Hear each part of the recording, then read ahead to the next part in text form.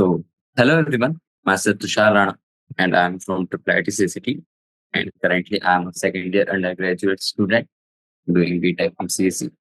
So, हमने अपने पिछले लेक्चर्स में that is the chapter number 15 polymer start किया था और हमने इसके बहुत अच्छे अच्छे क्वेश्चंस भी कंप्लीट कर लिए थे। ओके, तो आई थिंक आप सबको पता था कि ये चैप्टर यानी कि उतना बड़ा नहीं होता, पर हमने थोड़ा सा यानी कि इसे थोड़ा जो अपना पिछला सेशन हुआ था that is the second lecture for this chapter. तो उसमें शॉर्ट आंसर टाइप क्वेश्चन में मैंने आपको थोड़ा अच्छे से ब्रीफिंग करवाया था क्वेश्चंस का, और आपको आंसर किस तरीके से लिखना है ये भी बताया था मैंने, और एक एक आंसर लिख के भी दिखाया था। ओके, तो आई थिंक उसमें हमारा थोड़ा टाइम चला गया, बट हमने अच्छी अंडरस्टैंडिंग करी इस चैप्टर के बारे में, और क्वेश्चंस कैसे लिखे जाते, कैसे सॉल्व किए जाते, इसके बारे में हमें अच्छा नॉलेज हो गया। ओके, तो अब चलते हैं हम अपनी लास्ट पार्ट पे इस चैप्टर के इनसाइड एग्जाम्पल क्वेश्चन में।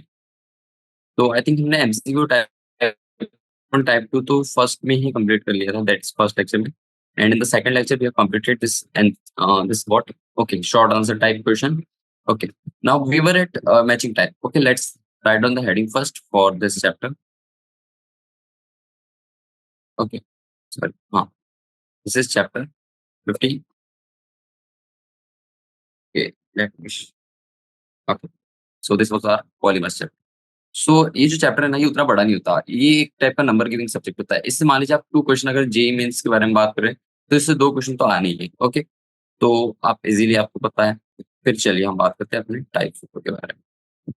टाइम वेस्ट नहीं करते, हमें आज इस चैप्टर को कंप्लीट भी करना, और हम फिर कुछ पीवाईक्यूज भी लगा लेंगे। ओके, तो हमारी और अच्छे से अंडरस्टैंडिंग हो जाएगी। तो आई थिंक मैंने क्वेश्चन नंबर 38 करा दिया था। Let me check if we have done that. Firstly मुझे यहाँ मार्कर खोलने दीजिए। Okay, all set, I think it is visible. Okay, अब देखते हैं हम पिछले इसमें कहाँ तक की थी। ओके, क्वेश्चन नंबर 39 पे। Okay, question number 39। तो क्वेश्चन नंबर 39 बोल रहा है match the polymers given in the column 1 with their chemical names in the column. Okay, तो इसमें भी हमें केमिकल फॉर्मूलाज दिए हुए एंड केमिकल नेम्स दिए हुए। ओके, तो चलिए बात करते हैं। तो पहली बात, तो कॉलम 1 में हमारे पास पॉलीमर्स दिए हुए, पॉलीमर्स, और उनके करस्पॉन्डिंग हमें बताना है that is the chemical names. Okay, chemical names या फॉर्मूला आप कुछ भी कह सकते हैं। Okay, so let's see. तो ये 2 कॉलम बना लीजिए आप ऐसे से, और पहला क्या दिया है, first one is nylon 6। Okay, I think आप सभी को पता है नायलॉन 6 क्या होता है। तो चलिए उसके बारे में बात करते हैं भी, नायलॉन 6, व्हाट इज नायलॉन 6। तो देखते हैं।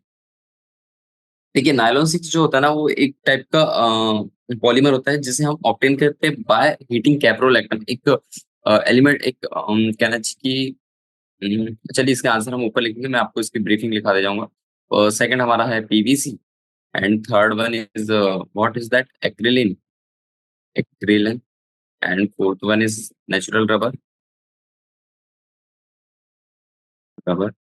and the fifth one is LDP, that is low density polymer।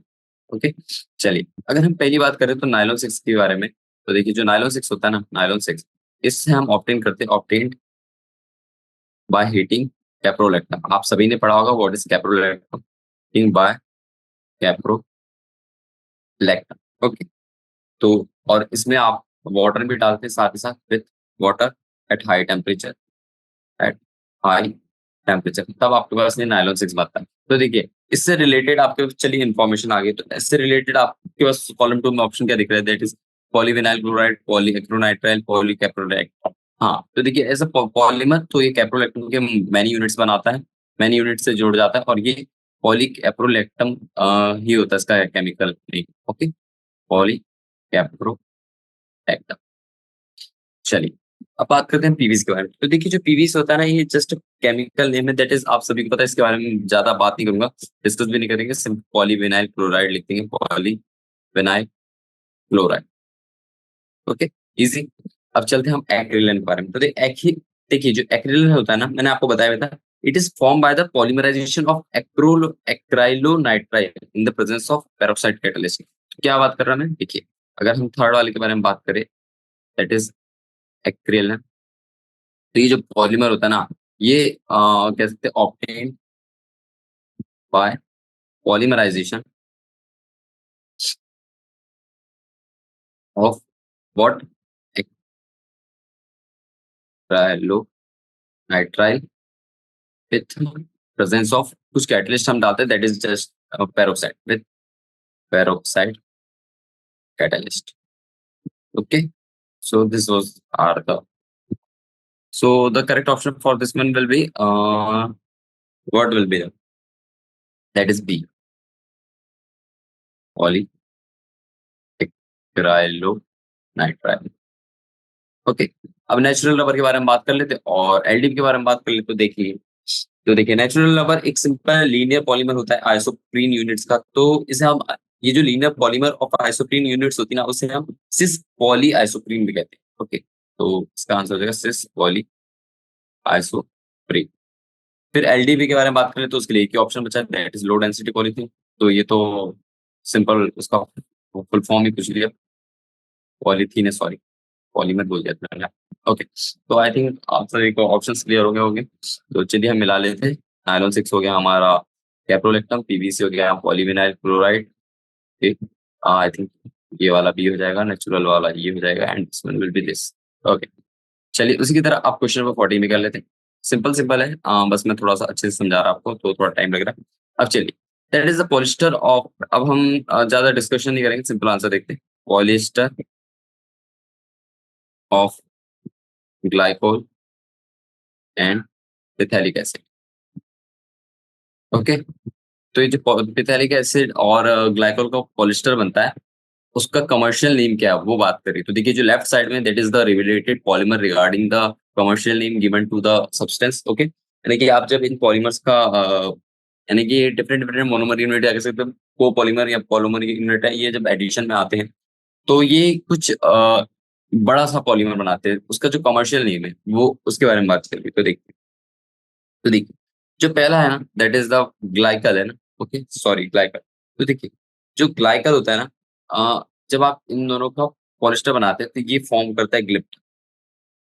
ठीक है, glyptal is form by the polymerisation of this polyester glycol and phthalic acid. Okay, और ये जो होता है ये एक टाइप का कंडेंसेशन पॉलीमर होता है, कंडेंसेशन पॉलीमर। तो I think first one is B. Okay, तो आप ऐसे मैच भी करते रहिए। अब चलते हैं हम अपना सेकंड वाले के ऊपर, दैट इज वो बोल रहा है कि को पॉलीमर ऑफ 1,3 ब्यूटा डाई। तो ये मुझे कुछ कुछ रबर वाला सिस्टम दिखने लगा यहाँ पे। ओके, और ये स्टायरिंग भी हो गया। चलिए देखते हैं। देखिए इसमें पर वो चीज नहीं है जैसे हम हीट वीट करते थे इसमें सल्फर वल्फर डालते थे, वो चीज नहीं है। तो इसमें वो चीज आप ध्यान नहीं लाए। ओके, तो देखिए ये जो 1,3 ब्यूटाडाइन है ना, जब इसका और स्टायरिन का कोपॉलीमर बनता है तो it is formed of another polymer that is the buna S. Okay, forms buna S. Okay, तो इसका कमर्शियल नेम ब्यूना एस होता है, ये आपको याद रखना है। चलते हैं नेक्स्ट पॉलीमर के ऊपर, that is the phenol and formaldehyde resin. Okay, तो फॉर्मल्डिहाइड रेजिन एंड फिनॉल का कुछ सिस्टम यानी कि सिस्टमेटिक वे में अरेंज्ड पॉलीमर है। Okay, resin. तो ये जो चीज होती है ना, ओके, तो देखिए जब आप फॉर्मल्डिहाइड और फिनॉल को यानी कि मिक्स करते हैं तो it forms another polymer that is commercially known as novolac. Okay, तो novolac is formed as an intermediate in the formation. Okay, but जो नोवेलिक होता है ना, ये उसका इंटरमीडिएट फॉर्मेशन होता है। इसका मेन फॉर्मेशन इज बैकलाइट। क्या कह रहा है मैं कि ये basically it forms bakelite. Okay, bakelite, but देखिए ऐसा आपने ऑप्शन में नहीं है, सो इट ऑल्सो यानी फॉर्म्स नोवोलाइट। और ये नोवोलाइट क्या होता है as an intermediate, so our option will be A. Okay, चलिए now what about the fourth and fifth. Okay, let's see. तो देखिए polyester of glycol and terephthalic acid बोला है, चलिए इसके बारे में बात करते हैं। तो फोर ऑप्शन है, दैट इज ग्लाइकोल दिया है हमारे पास और प्लस में कह दिया टर्पिथेलिक एसिड दिया हुआ है। तो देखते हैं, तो देखिए जो ग्लाइकोल और टर्पिथेलिक एसिड होता है ना, ओके, तो इन दोनों को जब आप मिक्स करेंगे तो आपके पास जो ऑप्टेन पॉलीमर आ जाएगा, ओके, दैट इज सिंपली पोटैक्रोन। Okay, it will form Dacron, ठीक है।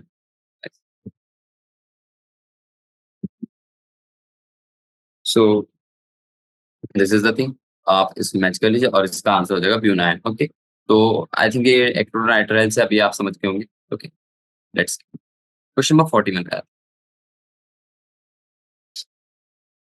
हाँ, क्वेश्चन नंबर 41 क्या कह रहा है? ओके, तो हमारे पास बहुत से multi MC that is matching type है, हम उसे जल्दी जल्दी कंप्लीट करते हैं। Okay okay, so question number 41 में दिया है हमारे पास कि पहले कॉलम में हमारे पास पॉलीमर्स दिए और सेकंड कॉलम में मेन एप्लीकेशन दिए।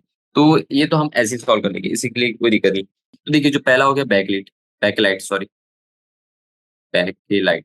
ओके, तो बैकलाइट जो होता है it is used as an utensils, sorry यानी कि कहना चाहिए कुछ भी प्लास्टिक वाला हार्ड मटेरियल होता है। ओके, जो हम घरों में यूज करते हैं, it is mostly used in household uses. Okay, like making combs हो गया या फिर इलेक्ट्रिकल स्विचेस हो गया। ओके, तो ये सब।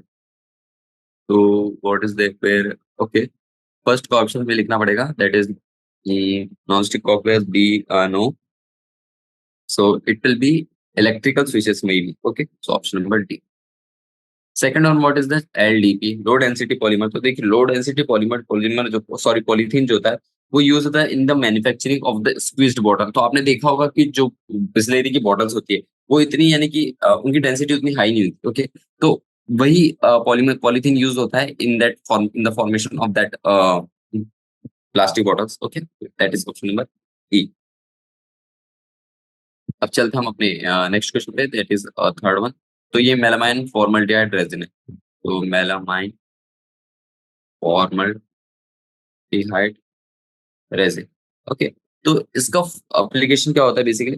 ये हम यानी कि जैसे क्रॉकरीज होती है ना, तो उसमें यूज करते हैं। But the thing is that जैसे आपके पास वो देखा होगा आपने, चाय वो चाय चीनी मिट्टी वाली जो क्रॉकरी रहती है वो टूट जाती है, but the thing is that this are used in unbreakable crockery. Okay, unbreakable crockery, तो ऐसा ऑप्शन है अपना ए। तो आपको ऐसे मिलाना है। अब आ गया हमारा नायलॉन 6, तो ये इसके बारे में बात करें तो नायलॉन 6 का एप्लीकेशन और नायलॉन 6 के बारे में तो सब चीज आपने पता पढ़ ही रखी होगी।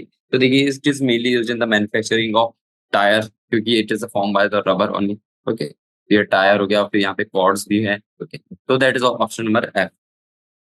फिर बात करते हैं फिफ्थ ऑप्शन की, that is polytetra फ्लोरोइथेन, polytetra फ्लोरोइथेन। Okay, तो पॉलीटेट्रा फ्लोरोइथेन जो होता है उसको हम यूज करते हैं इन the manufacturing of non stick cookware items. तो आपने जिस पैन वैन देखे होंगे, जैसे प्रेस्टीज हो गया, फिर कुछ भी पीजर विजन होते हैं जो थोड़े महंगी कंपनी है उनके, जो आपने नॉन स्टिक पेन देखे होंगे जो ब्लैक कलर की कोटिंग रहती है अंदर साइड में। Okay, basically that is the polytetrafluoroethene. Okay, they are used. Okay, so this is used for that option number, I think this is C, sorry sorry, B, that is non stick cookwares. Okay, तो ये है that the polystyrene. Polystyrene देख लेते क्या होता है। Six one, that is polystyrene.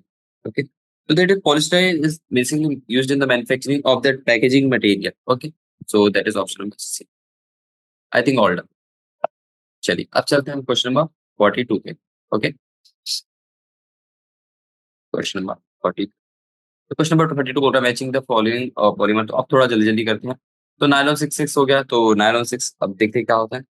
देखिए, nylon 6 जो होता है मैंने आपको कितनी बार बता दी कि it is form by the condensation polymerization of hexamethylene diamine, और उसके साथ में हम एडिपिक एसिड डालते हैं। क्या बोला मैंने? उसके साथ में एडिपिक एसिड डालते हैं और वहाँ पे हाई टेम्परेचर प्रेशर कंडीशन होती है। तो ऑप्शन नंबर आई थिंक क्या होना चाहिए, it is a condensation polymer, ये भी बताया मैंने। ओके, तो this one is for that one. And PVC it is a polyvinyl chloride. Okay, तो ये देख लेते हैं। तो ये जो होता है ना, it is form by the free radical polymerization, ये आपको याद रखना है। और HDP and high density polymer ये जो होता है। ओके, तो चलिए हम इसके बारे में बात कर लेते हैं। जब भी हम किसी पॉलीमराइजेशन ऑफ इथीन का प्रोसेसिंग देखते हैं, तो वहाँ पे एक हाइड्रोकार्बन यानी कि जैसे आपने कोई भी हाई डेंसिटी पॉलीमर पॉलीथीन बनाना है, तो आप क्या करते हैं पता है कि इथीन को आप एक हाइड्रोकार्बन सॉल्वेंट में डालते, और वहाँ पे एक कैटलिस्ट भी यूज करते, दैट इज मेनली जिगलर नेटा पॉलीमराइजेशन, और या फिर कह सकते हैं कोऑर्डिनेशन पॉलीमराइजेशन, क्योंकि उसमें वही यूज होता है। So option number B. तो मैंने ये सारी चीज आपको पढ़ा रखी है। Okay, so that is first का ऑप्शन हमारा हो जाएगा डी, एंड सेकंड का ऑप्शन हमारा हो जाएगा A, and the third one will be B. Okay, let's move on to question number 40। Question number 43 बोल रहा है match the following polymer in the given column 1 with the type of linkages present. Okay, तो ये अच्छी question है। चलिए देखते हैं इसको।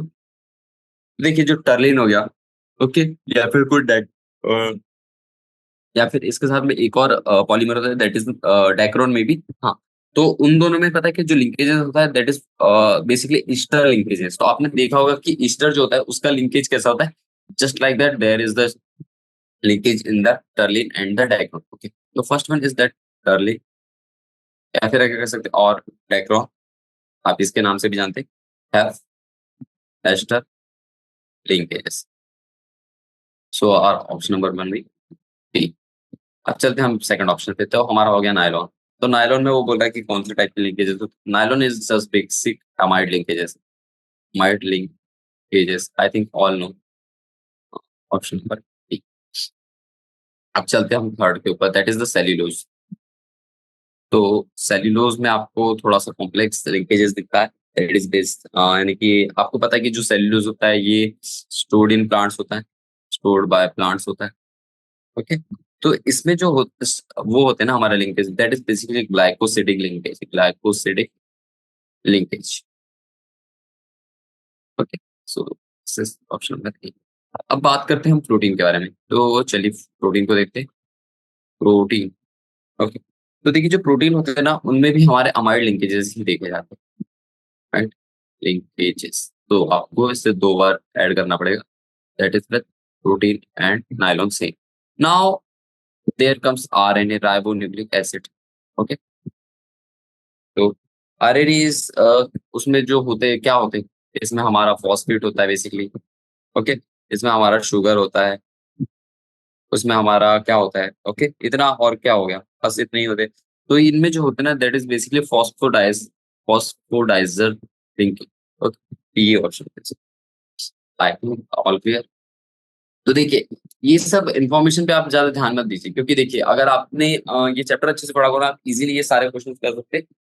अनटिल एंड अनलेस अगर आपने ये चैप्टर की थ्योरी अच्छे से नहीं पढ़ी होगी तभी आपको थोड़ी सी दिक्कत आ सकती है, क्योंकि all the things are just bit to work forward. Okay, नहीं कहना चाहिए कि अगर आपको मान लीजिए टर्लिन पता ही नहीं है, डाइक्रोन पता ही नहीं है, आपको पता ही नहीं कि ये चीज क्या है, अभी पहली बार नाम सुन, तो आपको बहुत दिक्कत चाहिए, क्योंकि आपको जस्ट वन वर्ड में आंसर मिल रहा है। ओके, पर सोचिए अगर आपको आंसर पता होगा तो आपको बिना कुछ सोचे समझे एकदम just with in a second आपको आंसर मिल जाएगा। ओके, तो ये बात।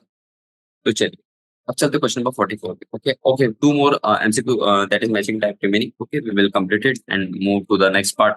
ओके, चलिए क्वेश्चन नंबर 44। क्वेश्चन नंबर 44 बोल रहा है कि ओके, तो हमारा कॉलम 1 में मटेरियल दिया हुआ है और कॉलम 2 में हमारे पास दिया हुआ है पॉलीमर्स। चलिए उल्टा सीधा कर दिया। नेचुरल रबर लैटेक्स, तो देखिए जो नेचुरल रबर लैटेक्स होता है वो कैसे मिलता है, ये बोल रहा है। हाँ, तो देखिए जो नेचुरल रबर होता है वो एक लीनियर पॉलीमर होता है ऑफ आइसोप्रीन यूनिट्स, तो इसे हम सिस आइसो पॉली आइसोप्रीन भी कहते हैं। तो ये हम कितने बार बता सके, तो फर्स्ट का हो जाएगा है वुड लेमिनेट्स। वुड लेमिनेट्स क्या हो गया, तो देखिए जो वुड लेमिनेट्स होते हैं ना it is form by the use urea formal dehydration. Okay, तो ये हो गया इसका जस्ट इन्फॉर्मेशन क्वेश्चन से। फिर हमारा नायलॉन जो हो गया उसे हम यूज कहाँ करते हैं, इसमें रूप्स एंड फाइबर्स में। फिर पॉलिस्ट्रिक फैब्रिक्स कहाँ यूज होता है, इसके बारे में देख लेते हैं। तो देखिए जो फोर्थ ऑप्शन है दैट इज पॉलिस्ट्रिक फैब्रिक्स। तो अगर हम बात कर ले डेक्रोन के बारे में, तो dacron is obtained from the polymerisation of what, that's polyester of glycol and what, one more thing is that terephthalic acid. Okay, तो उसमें हमारा पॉलिस्ट्रिक फैब्रिक नाम आ जाता है, क्योंकि जो डेक्रोन होता है it is form by the polyester polymerisation. फिर fifth is that synthetic rubber. तो आप सिंथेटिक रबर कैसे बनाते हैं वो चीज है, तो देखते हैं। तो देखिए जो नियोप्रीन करके एक और पॉलीमर होता है। ओके, तो neoprene is polymer is the type of synthetic rubber, I think all low this will B.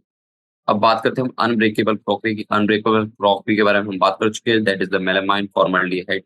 Okay, I think और चलते हैं। Now let's move to the question number 45। तो क्वेश्चन नंबर 45 बोल रहा है match the polymer given in the column 1 with their repeating units. Okay, तो इसका कुछ स्ट्रक्चरल फॉर्मूला दिया हुआ है हमारे पास, that is of that this is the monomer units and this is the related polymer which are formed by the repeating or addition of this polymers, sorry monomers। चलिए देखते हैं। तो देखते हैं पहला दिया एक्रिलेन। तो देखिए आपको पता है कि एक्रिलेन जो होता है is form by the polymerisation of acrylonitrile. Okay, और उसमें हम पेरोक्साइड एज अ कैटलिस्ट भी यूज करते हैं।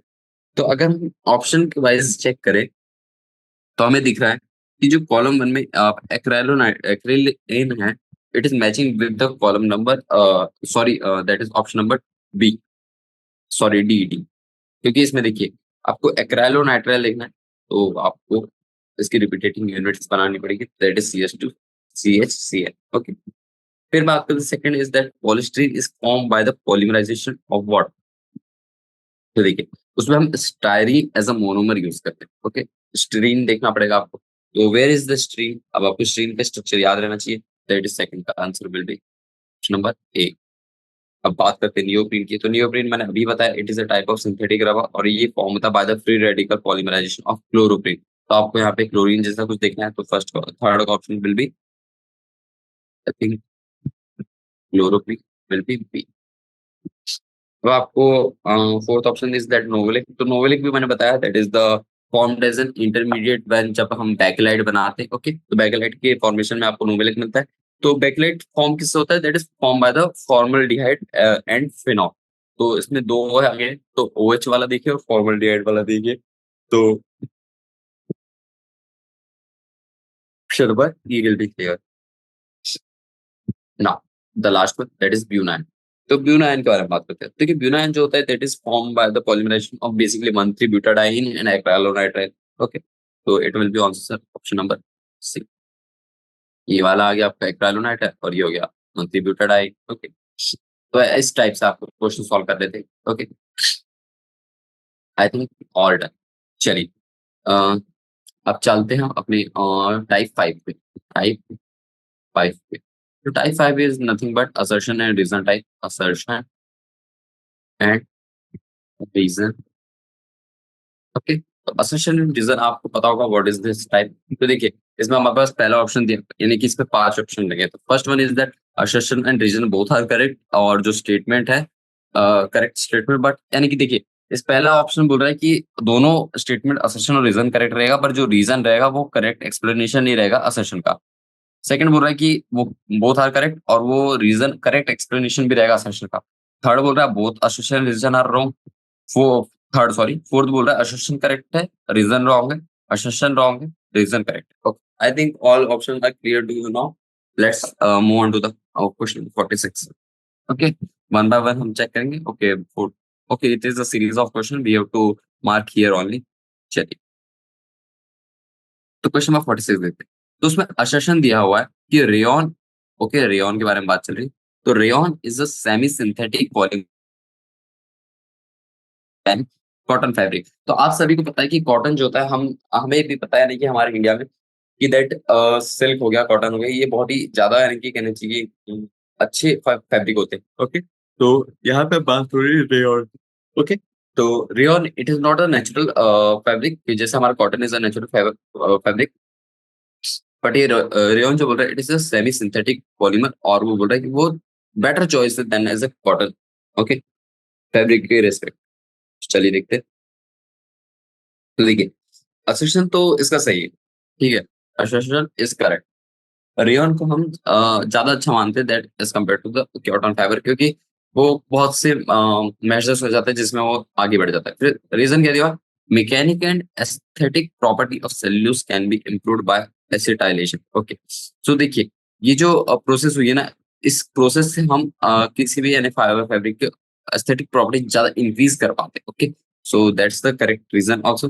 ओके, सो यानी कि जब आप रेयॉन में आप एसिटाइलेशन कराएंगे ना, तो उसकी प्रॉपर्टी इंप्रूव हो जाती है। बस यही रीजन है कि आपका कॉटन फैब्रिक से ज्यादा अच्छा होता है, दैट इज रेयॉन। तो असर्शन भी सही है इसका और रीजन भी ट्रू है, और reason is the correct explanation of A, तो option number will be B. Okay, चलिए let's move on to the question number 47।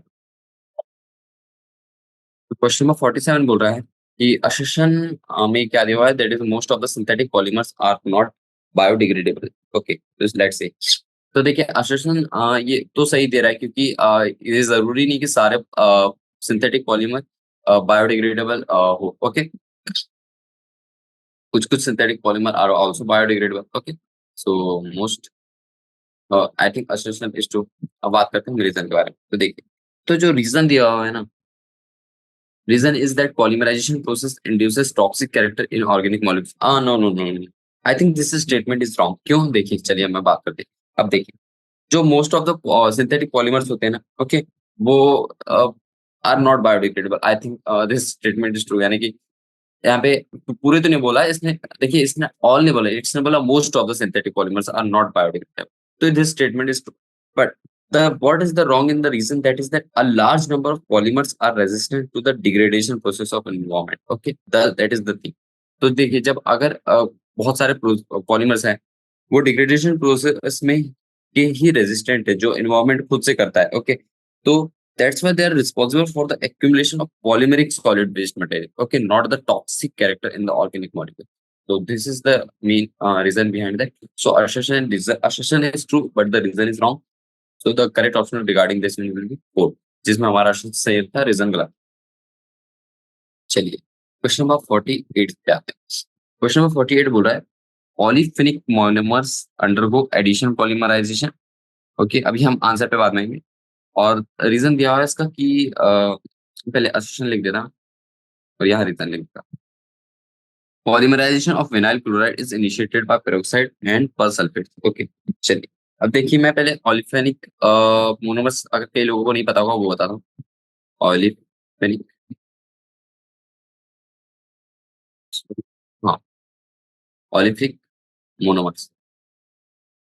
तो ऑलिफिनिक मोनोमर्स जो होते हैं, ओके, तो बेसिकली वो एडिशन पॉलीमराइजेशन करते हैं। ये बात सही है, अंडरगोस एडिशन पॉलीमराइजेशन। तो हमारा असर्शन तो सही हो गया। So I think assertion will be correct. फिर जो मॉलिक्यूल्स होते हैं ना, ओके, तो the molecules of the same monomer, या फिर कह सकते हैं डिफरेंट मोनोमर जो हम ऐड करते हैं इस पॉलीमर को बनाने में। ओके, तो इस मोड ऑफ पॉलीमराइजेशन की वजह से हमारी जो चेन लेंथ है वो बहुत ज्यादा इंक्रीज करने लगे। ओके, तो दैट्स द थिंग। बट यहाँ रीजन दिया है that is polymerisation of vinyl chloride is initiated by peroxide and persulphate. कुछ कुछ दिया है। ओके, सो असम्पशन तो सही है। और रीजन भी जो दिया है that is the polymerisation of vinyl chloride that is simply the monomer unit of that olefinic. Okay, और ये हम इनिशिएट करते हैं विद द पेरोक्साइड और परसल्फेट। ये भी सही है, बट ये दोनों एक दूसरे को रिलेट नहीं कर पा रहे। ओके, क्योंकि अगर हमें ये एडिशन पॉलीमराइजेशन को रिलेट करना है तो उसमें आपको उसकी लॉन्ग चेन बनते हुए बतानी पड़ेगी। बट यहाँ पे कुछ और ही बोल रहा है कि उसमें हम उसकी पॉलीमराइजेशन प्रोसेस को ज्यादा बढ़ाने के लिए ये सब पेरोक्साइड वगैरह डालते हैं। ओके, तो that's the thing. So I think the reason is also true. Okay, just wait a minute. I think some error is there. Let me resolve it first. Okay. Mm, I think I need to reopen it. That's it. Okay. Nice. Uh, there are technical errors. Sorry. Sorry for the inconvenience. Okay. We can start. तो मैं क्या बोल रहा था कि जो हमारा assertion था वो सही था, और रीजन भी हमारा, if again it is causing error. Uh, okay, only for this part, I don't know. Okay, we will see it. Okay, for I will be starting from here. Instance setup. Okay, wait. Let me add a new page. यहाँ से open here, it is working fine, but this side it is not working. Okay, I think it is not working. Okay, so just mark it that one. That this assertion is true, but the reason is not true. So the reason is also true, but not correct explanation. So option number 1 will be correct. I will be opening in this paint, I guess. It will work here. Okay. So we have to just type. Don't worry. I will. Okay, I think now it is visible. Okay, let's see. अब हमारा question number 49 क्या बोल रहा है? Okay, we go. First, let me select the tools. Yeah, this is not working. Wait. Okay, now I think it is done. Okay. Okay, let's start with the question number 49. Question number 49 बोल रहा है sorry for the inconvenience, वो हमारा थोड़ा सा white issue हो गया। I think that is with the issue with that OneDrive note. I will figure it out. OneNote, sorry. Okay. Question number 49 बोल रहा है कि हमारे पास assertion दिया हुआ है कि चलिए हम यहाँ कर लेंगे, कोई दिक्कत नहीं है। तो हमारे पास assertion दिया हुआ है कि polymers are best used as a fibers because of high tensile strength. Okay. तो देखिए जो पॉलीमर्स होते हैं ना, that is basically used as a fibres, okay, क्योंकि उनकी स्ट्रेंथ बहुत अच्छी होती है। तो असर्शन तो हमारा no worry, it is true. अब अगर बात करते हैं हम रीजन की, ओके, अगर हम बात कर रहे हैं रीजन की, तो रीजन क्या है? दैट इज रीजन दिया हुआ है strong intermolecular forces like hydrogen bonding with in the polymers. Okay, जब हाइड्रोजन बॉन्डिंग के जैसे strong intermolecular forces of attraction रहती है उनके बीच में, जिसकी वजह से क्लोज पैकिंग ऑफ चेन्स हो जाता है और उसके कारण उसकी टेंसाइल स्ट्रेंथ क्रिस्टलाइन कैरेक्टर जो इंक्रीज करने लगता है। ओके, तो I think the reason is also correct. Okay, reason is also correct, और हमने इससे रिलेटेड एक क्वेश्चन भी किया था अपना एमसीक्यू में। Okay, so association reason are both correct, और जो रीजन है उसका ऑल्सो जस्टिफाई करो, तो option number second will be correct for this question number 49। Okay, so this is now let's move on to the question number 50। Question number 50। Okay, तो question number 50 क्या है, चलिए ये देखते हैं। ओके, तो क्वेश्चन नंबर 50 बोल रहा है कि for making rubber synthetically isoprene molecules are polymerised. Okay, तो ये चीज बात चली। अब हम थोड़ा सा रबर वाले मॉलिक्यूल्स में आ गए। तो देखिए, तो जो असोसिएशन दिया हुआ है ना, अगर हमें सिंथेटिकली रबर बनाना है तो हम आइसोप्रीन मॉलिक्यूलर को पॉलीमराइजेशन नहीं करते, क्योंकि जो सिंथेटिक रबर होता है, it is a type of rubber polymer that are capable of getting stretch to twice of its length. क्योंकि अगर हमें रबर तो हमारे पास नेचुरल रबर था ही, अगर हमें उसे बढ़ाना है तो उसकी लेंथ को हम बढ़ाने के लिए क्या डालते हैं पता है? There are some homopolymers, either 1,3 butadienes और derivative of copolymers of butadiene. Okay, तो वो सब चीजें होती है। तो दैट इज द असर्शन हमारा यहाँ पे रॉन्ग हो गया, और असर्शन रॉन्ग हो गया तो उससे related only one statement, that is fifth option. Okay, so it is just, यानी कि इसका पहला वाला स्टेटमेंट, और ये बोल रहा है कि neoprene is a synthetic polymer, उससे मतलब ही नहीं है हमें। क्यों? क्योंकि हमें पता है कि असर्शन रॉन्ग हो गया तो रीजन हमारा सही होगा। तो और ऐसा ऑप्शन सिर्फ ऑप्शन फिफ्थ है, तो आप ऐसे थोड़ा दिमाग लगा के भी कर सकते हैं। ओके, चलिए हम नेक्स्ट पे चलते हैं। Okay, sorry, let me go back. No, we were it गो।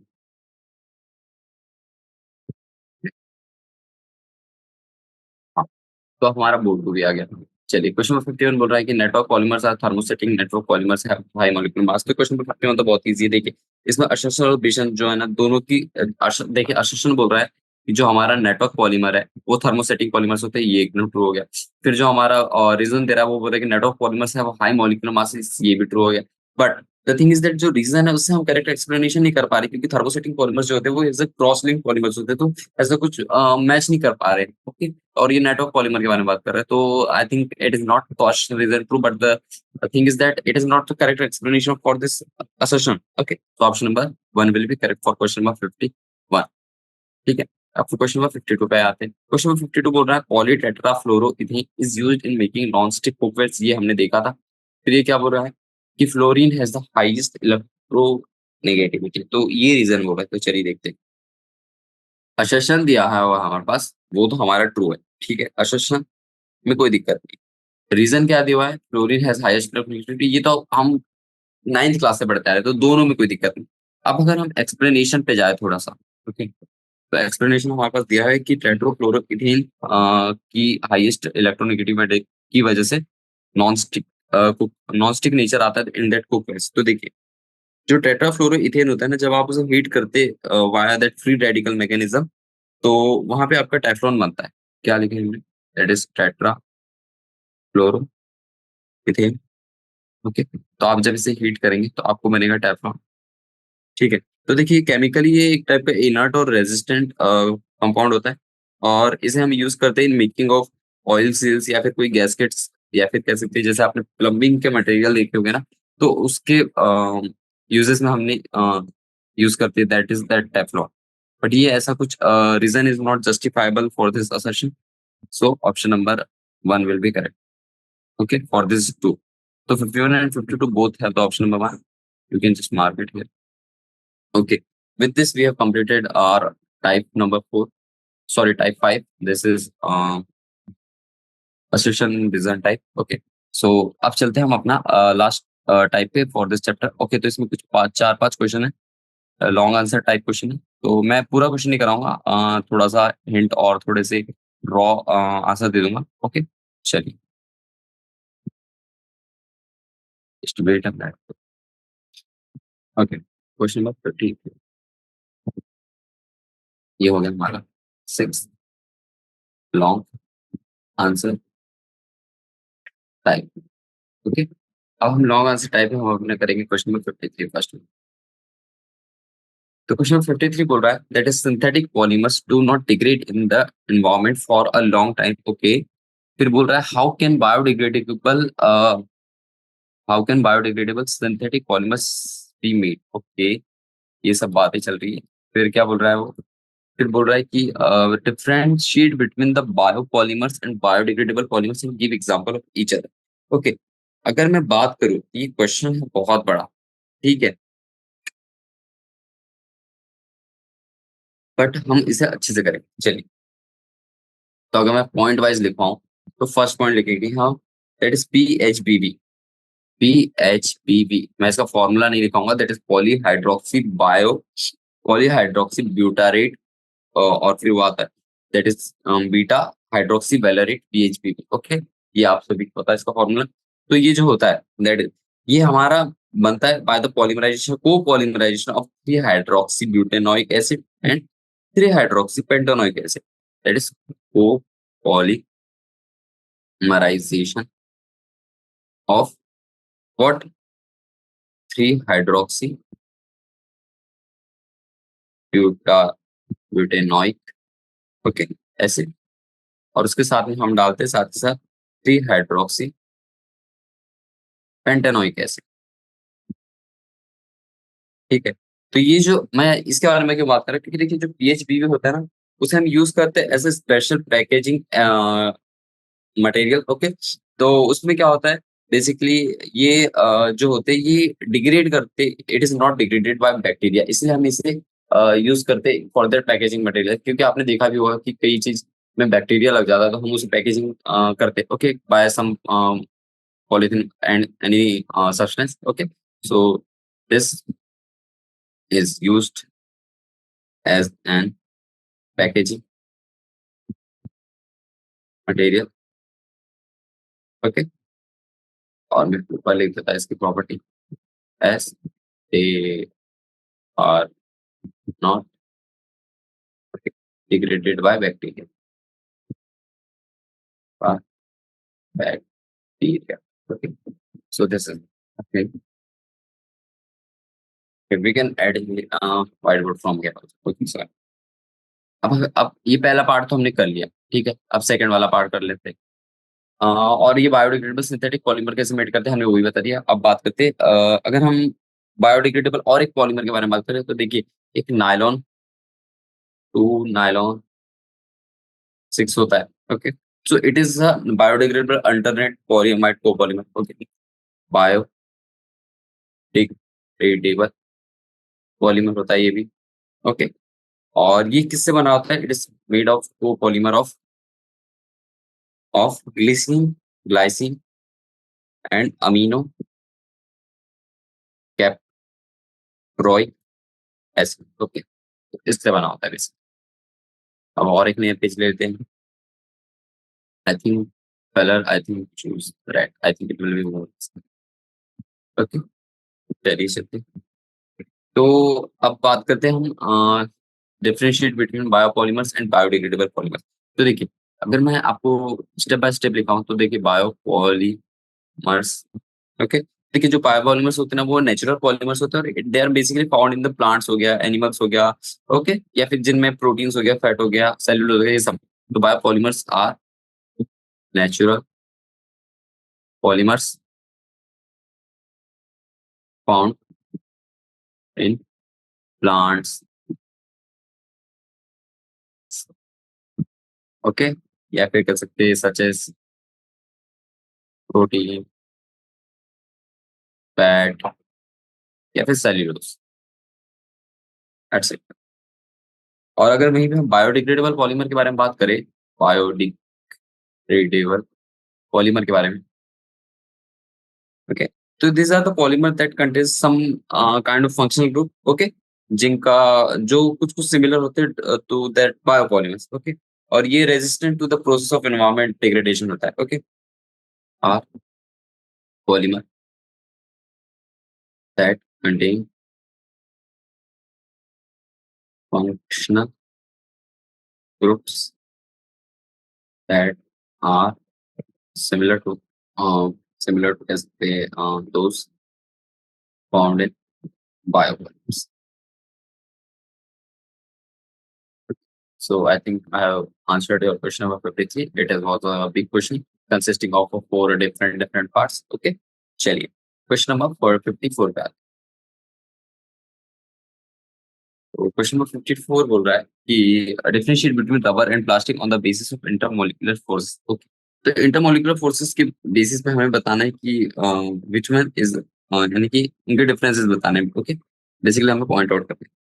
चलते, तो अगर हम बात कर ले रबर के बारे में, फर्स्ट थिंग हम रबर के बारे में बात करें, तो इन रबर रबर देखिए, जो रबर होता है ना, ओके, तो इसमें पॉलीमर चेन हेल्ड होती है by the weakest forces of attraction first thing, क्योंकि हमें बताना है on the basis of intermolecular forces of attraction के बेसिस पे डिफरेंशिएट करना है। ओके, तो ये चीज होता है। और वहीं पे अगर प्लास्टिक के बारे में बात करें तो इन रबर, तो रबर में होता है वीक फोर्स ऑफ अट्रैक्शन। और प्लास्टिक के बारे में बात कर ले, ओके, तो plastic contains the strong intermolecular forces of attraction. Okay, strong intermolecular forces of attraction, ठीक है। और ये between that elastomers and fibres के बीच में प्रेजेंट है। वहीं पे अगर हम बात कर ले रबर के बारे में, ओके, तो रबर में कुछ क्रॉस लिंक चेन्स भी होती है। Okay, but rubber some cross link chains, जैसे आपने देखा होगा सल्फर वाला, जो बीच में सल्फर आ जाता है, जो क्रॉस लिंकिंग एजेंट के जैसे यूज होता है, introduced between the chain. Okay, तो रबर के बारे में ये हो गया। और वहीं पे अगर हम प्लास्टिक के बारे में बात करें, तो प्लास्टिक जो होता है एकदम सिंपल लीनियर, या फिर कह सकते हैं थोड़ा सा स्लाइटली ब्रांच्ड मॉलिक्यूल होता है। ओके, जो थोड़ा सा गर्म करने पे यानी हीट करने पे आपको पिघलने लगेगा। ओके, तो that is the property of that plastic, आप सभी को पता है। चलिए, that's for the basic. Question number 55 पे क्वेश्चन नंबर 55 बोल रहा है phenol and formaldehyde undergo condensation to give a polymer A. Okay, फिर बोल रहा है देखिए फिनॉल प्लस फॉर्मल्डिहाइड। मेरे को ऐसे क्वेश्चन करना बहुत पसंद है। ओके, तो देखिए ए विच ऑन हीटिंग, अब ए को हमने हीट करा, तो विथ और इसमें हमने फॉर्मल्डिहाइड भी डाला SCHO। फिर बोल रहा है gives the thermosetting polymer that is B. ठीक है, दो चीज आ गई। फिर बोल रहा है name the polymers, right the reaction involve in the formation, what is the structural difference between the two polymers. चलिए करते हैं। ओके, तो देखिए अगर आप phenol that is this one, okay, ये OH और साथ में SCHO डालेंगे। ओके, ये कुछ अपन बेसिक एजेंट ले लेते हैं, तो आपके पास कुछ कंपाउंड ऐसा बनता है। यहाँ पे आ जाएगा OH, here it comes CH2OH। Okay, तो ऐसा कुछ कंपाउंड आता है, और साथ ही साथ एक और कंपाउंड आता है बेसिकली, दैट इज इसका दूसरा पार्ट, ये तो हो गया हमारा ortho and para part, that is CH2OH। Okay, तो देखिए alpha and beta hydroxy methyl phenol बनता है। Okay, that is the intermediate. तो ये हमारे पास आ गया। ओके, तो अब उसके बाद में हमें इसका हीटिंग भी करना है। चलिए वो देखते हैं। तो जो पॉलीमर ए होता है ना, that is a, that is normal. Okay, अब अगर हम वहीं पे अब दूसरा पार्ट को देखें, ओके, तो हमारा फर्स्ट थिंग तो ये आ गया था, ये हो गया हमारा OH। मैं सिर्फ ऑर्थो वाला पार्ट ले रहा, CH2OH, और इसके हम एन टाइम्स बनाते हैं फॉर मेकिंग पॉलीमराइजेशन, पॉलीमराइजेशन करवा देते, तो minus of n times of H2 बनेगा। तो देखिए अब ये जो पॉलीमराइजेशन कराया, तो हमें जो प्रोडक्ट मिलेगा वो कुछ इस तरीके से दिखता है। CH, ये आ गया बेंजीन, ये ऊपर आ गया OH, फिर यहाँ पे CH2, फिर ऐसे कनेक्टेड होते रहेगा होते रहेगा, हमेशा बढ़ते रहेगा। ये ऐसा पॉलीमर है ना, तो ये बढ़ते ही रहेगा, और इसकी ऐसे एन टाइम्स ऑफ चेंज चलती रहेगी। कि ये जो बनता है इट इज अ नोवेलेक। ओके, तो ये यही चीज था, नोवेलेक हमें जो बताया गया था। ओके, अब इसमें आपने हीट करा with HCHO to form that product B, तो वो जो बी प्रोडक्ट है वो हम इस पेज पे बनाएंगे। तो वो बी जो प्रोडक्ट बनता है दैट इज सिंपली, अगर आपने नोवेलेक, आपको मैं एक चीज बता दूं, नोवेलेक। ओके, नोवेलेक को जब आप हीट करते हैं विद HCHO, तब आपके पास बनता है nothing but a bakelite polymer. और बेकेलाइट पॉलीमर का फॉर्मूला कुछ नहीं होता। अगर आप सिंपल ऐसा बस बेंजीन बनाइए, दैट इज सिंपली नोवेलेक बनाते चाहिए, CH2 ऐसे बनाते जाइए। यहाँ पे OH डालिए, फिर CH2 डालिए, फिर से और एक डालिए, फिर एक बेंजीन रिंग, फिर यहाँ पे OH, ये हो गया हमारा CH2। ओके, फिर यहाँ तक रुक जाइए थोड़ी देर के लिए। यहाँ पे CH2, फिर इसको फिर से जोड़िए, फिर यहाँ पे फिर से अपना बेंजीन रिंग जोड़ दीजिए। यहाँ नीचे में आ गया OH, यहाँ CH2, फिर यहाँ पे और जोड़ दीजिए। ओके, तो ये इस साइड जुड़ता है, सॉरी। फिर नीचे आ जाएगा आपका OH। ओके, सो आप ऐसे करते रहिए, ठीक है। फिर यहाँ से CH2, फिर यहाँ पे बेंजीन रिंग जोड़ दीजिए। मैं ऐसा पूरा नहीं बनाऊंगा, फिर ये हो जाएगा हमारा OH। ओके, यहाँ CH2, फिर यहाँ बीच में CH2, ये ऐसे जुड़ गया। Okay, so this is nothing बस back light. Okay, so that was the structural thing which was asked in this question. Okay, so I think I have given the question of Novelec A, Novelec B. Okay, reaction involvement भी बता दिए, सारे question भी आसान। चलिए, अब चलते हैं हम क्वेश्चन नंबर 56 की ओर। क्वेश्चन 56 बोल रहा है low density polythene and high density polythene both are the polymer of within but they are mark difference in their properties. I think this question हमने कर लिया था। ओके, ऐसा क्वेश्चन हमने कर चुका है। फिर भी मैं आपको एक बार के लिए आपको बता ही देता कि सिंपल सिंपल डिफरेंस बता देता, बाकी इसका मेजर डिफरेंस आपको मैंने करा चुका है। ओके, तो एलडीपी जो होता है it is obtained by polymerization of ethene under high pressure of 1000 to 2000 atmosphere. Okay, at temperature कितना लेते हैं हम, 350 से 750 केल्विन तक लेते हैं। ओके, और वहीं पे अगर हम बात कर ले फॉर दैट एचडीपी। ओके, अगर हम बात कर ले HDP that is high density polymer. High density polymer में क्या होता है पता है, this is added polymerization. Okay, यानी कि जो इथीन होता है, इथीन, इसमें हमारा इथीन जो रॉ पॉलीमर होता है is added polymerised in a hydrocarbon solvent, मैंने आपको बताया था। और साथ ही साथ हम कुछ कैटलिस्ट भी यूज करते हैं, कार्बन सॉल्वेंट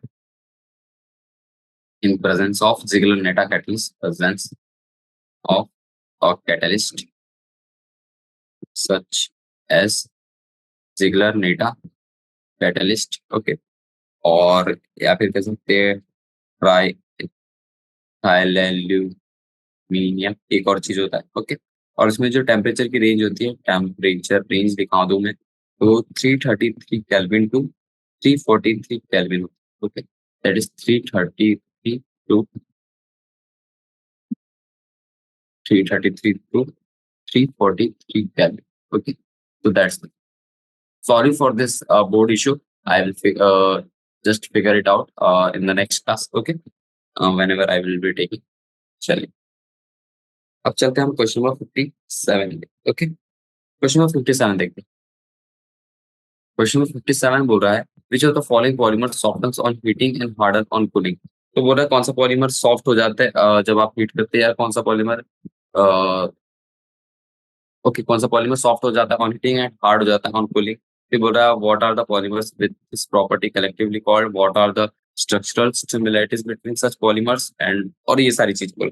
देखिए, इसमें बेसिकली थर्मोसेटिंग और थर्मो प्लास्टिक पॉलीमर आते हैं। ओके, तो अब बात करते हैं क्या करते हैं थर्मो प्लास्टिक के बारे में। Thermoplastic polymer. ओके, तो थर्मोप्लास्टिक पॉलीमर जो होते हैं आर लीनियर और slightly branch in polymer. Okay, so these are slightly linear or slightly branched chain polymer। Okay, और इसके साथ साथ क्या होता है इन टाइप के पॉलीमर में, पता है कि strong intermolecular forces of attraction होता है। Strong molecular forces forces present होते हैं। और इसी की वजह से पता है कि ये जो पॉलीमर होते हैं that are softness on heating. Okay, तो इसमें कुछ इलास्टोमर्स भी प्रेजेंट होते हैं, फाइबर्स होते हैं। So it's this it softens on heating and hardens and hardens on cooling. Okay, so that was the question regarding this thing. Okay, so this is the thing. अब उसके बाद में उसने कुछ और एक और चीज बोला है अबाउट थर्मो सेटिंग पॉलीमर। तो चलिए उसके बारे में देखते हैं। ये तो हो गया हमारा thermoplastic, thermo setting polymer. Okay, अब बात करते हैं हम अपने थर्मो सेटिंग पॉलीमर के बारे में। ठीक है? तो देखिए, जो थर्मो सेटिंग पॉलीमर होते हैं ना, ओके, ये हमारे क्रॉस, वो तो लीनियर थे, ये हमारे क्रॉस लिंक्ड पॉलीमर होते हैं। साथ ही साथ ये पॉलीमर जब आप हीट करेंगे तो ये क्रॉस लिंकिंग जो होती है पॉलीमर होते हैं ना, वो क्रॉस लिंकिंग से मोल्ड में कन्वर्ट होने लगते हैं ऑन हीटिंग। ये आपको याद रखना है। और ये जब आप इसे हीट करते हैं तो आप ये इसे किसी और दूसरे फॉर्म में फ्यूज़ेबल नहीं कर सकते। Okay, so these are infusible on heating. और एग्ज़ाम्पल के लिए ले लें हम, तो बेकेलाइट एंड, और साथ ही साथ क्या होता है, एक यूरिया फॉर्मल्डिहाइड रेज़िन होता है।